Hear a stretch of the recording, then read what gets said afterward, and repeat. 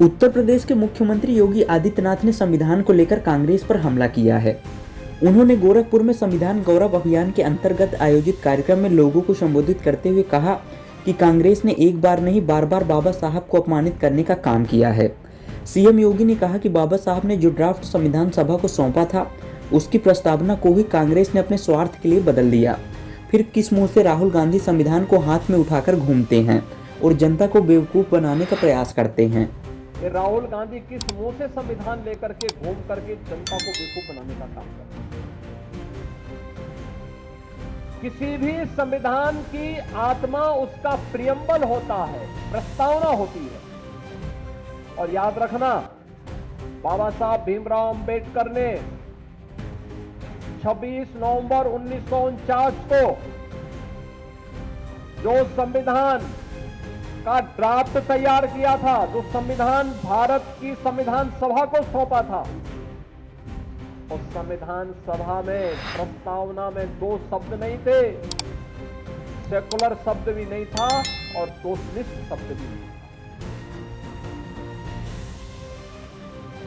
कांग्रेस ने अपने हित के, अपने स्वार्थ के लिए जब इस देश के अंदर इमरजेंसी लागू की गई थी, आपातकाल के दौरान कांग्रेस ने 2 शब्द रात के अंधेरे में डाल करके बाबा साहब भीमराव अंबेडकर का अपमान कर दिया। कांग्रेस ने लगातार कोई ऐसा अवसर नहीं छोड़ा जो भारत के संविधान के गले को घोंटने के समान थे। हर अवसर पर संशोधन पे संशोधन, संशोधन पे संशोधन करती रही। अनुसूचित जाति को उसका अधिकार मिले, अनुसूचित जनजाति को उसका अधिकार मिले, पिछड़ी जाति के लोगों को उसका अधिकार मिले, कभी ये प्रयास नहीं किया। हम पूछना चाहते हैं कांग्रेस के लोगों से, समाजवादी पार्टी के लोगों से, कि आखिर अलीगढ़ मुस्लिम विश्वविद्यालय में या जामिया मिलिया विश्वविद्यालय में अनुसूचित जाति, जनजाति या पिछड़ी जाति के नौजवानों को प्रवेश में भी और नौकरी में भी क्यों आरक्षण नहीं है?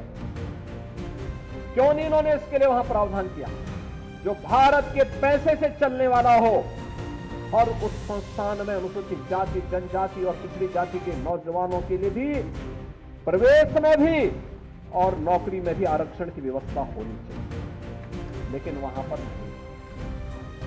पर नहीं बोलते लोग, मौन हो जाते हैं। और यही कारण था बाबा साहब भीमराव अंबेडकर ने जब पहली संयुक्त सरकार बनी थी और संयुक्त सरकार बनने के बाद जब उसके उपरांत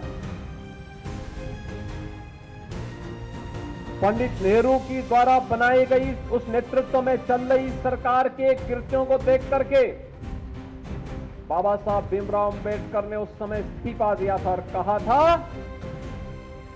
ये सरकार मेरी योग्यता के अनुसार कार्य नहीं ले रही है। मैं पहला भारतीय हूं जिसने अर्थशास्त्र में पीएचडी की है, शोध किया है, भारत के निर्माण में योगदान देना चाहता हूं, लेकिन मेरी कोई उपयोगिता नहीं करते। देश की महत्वपूर्ण उन समितियों में जो देश के विकास के लिए सहायक हो सकती है, उसमें मुझे कोई सम्मान नहीं दिया गया। मेरे अनुसूचित जाति, जनजाति के लोगों के हितों के लिए, वंचितों के हितों के लिए इस सरकार के एजेंडे में कुछ भी नहीं है। यह तो केवल और केवल इस सरकार को विभाजन के बाद भी केवल मुस्लिम तुष्टीकरण की चिंता है, इसलिए मैं अपने पद से इस्तीफा दे रहा हूं। ये कहते हुए इन्होंने इस्तीफा दिया